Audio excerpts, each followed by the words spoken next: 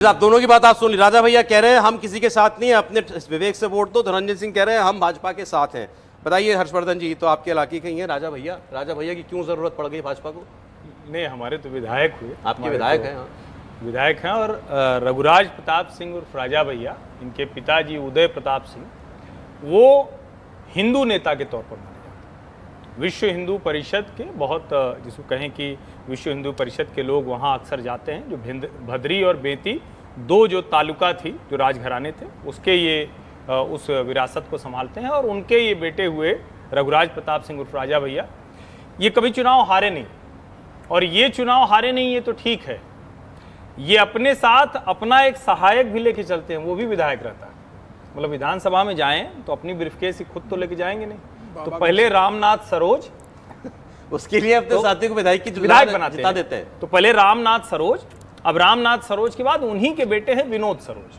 तो पहले ये विधानसभा हुआ करती थी बिहार सुरक्षित और कुंडा ब्लॉक के हिसाब से, अब वो हो गई है कुंडा में बिहार आ गया, और अब ये बाबागंज सुरक्षित हो गई। ये प्रतापगढ़ की मतलब लोग ब्लॉक और वो ये इलाका है, लेकिन कुंडा तहसील है। अगर आप इलाहाबाद से लखनऊ जाएंगे तो कुंडा के बाद बस उसके बाद ऊंचाहार रायबरेली वही है, जो जिस रायबरेली में जो सोनिया जी का क्षेत्र है।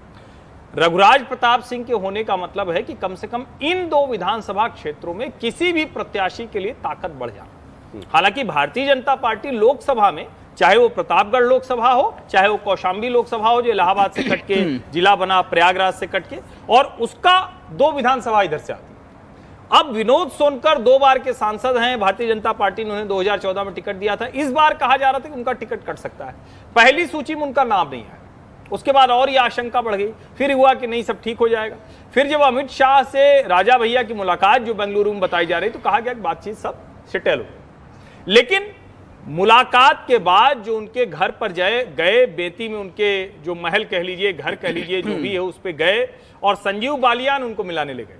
विनोद सोनकर को संजीव बालियान लेके गए। विनोद सोनकर अकेले जाते भी ना राजा घर, क्योंकि तरह तरह की आशंका होती है ना आदमी को। नहीं, सीरियस नोट पे कह रहा हूं, ये तरह तरह की आशंका होती है। तालाब वाली कहानी याद आ जाती है। नहीं, खैर तालाब वाली झूठ है। ये जो भी राजा भैया के लिए तालाब, मगरमच्छ और मार डाला काट डाला, ऐसा नहीं है, सब होता है। केस तो सही, लेकिन तालाब वगैरह, मगरमच्छ वगैरह सब झूठ। सीबीआई का केस तो सही है। नहीं, सीबीआई केस ये है, डीएसपी का जियाउल हक, हम लोगों का जूनियर था यूनिवर्सिटी का डीएसपी, वो मार दिया गया था। वहां मुस्लिम बोर्डिंग हाउस में रहता था, एमबी हाउस में, इलाहाबाद विश्वविद्यालय में, तो उसकी हत्या हो गई थी। और वो बड़ा चर्चित कांड है, लेकिन उसमें भी कई चीजें हैं, वो कहानी है। लेकिन आज की तारीख में रघुराज प्रताप सिंह अगर ये कह रहे हैं कि हम किसी को भी दो, तो आप इसको भाजपा के लिए पॉजिटिव मान के चलिए। इसलिए पॉजिटिव मान के चलिए कि माना यह जा रहा था कहीं रघुराज प्रताप सिंह विनोद सोनकर का विरोध न करें।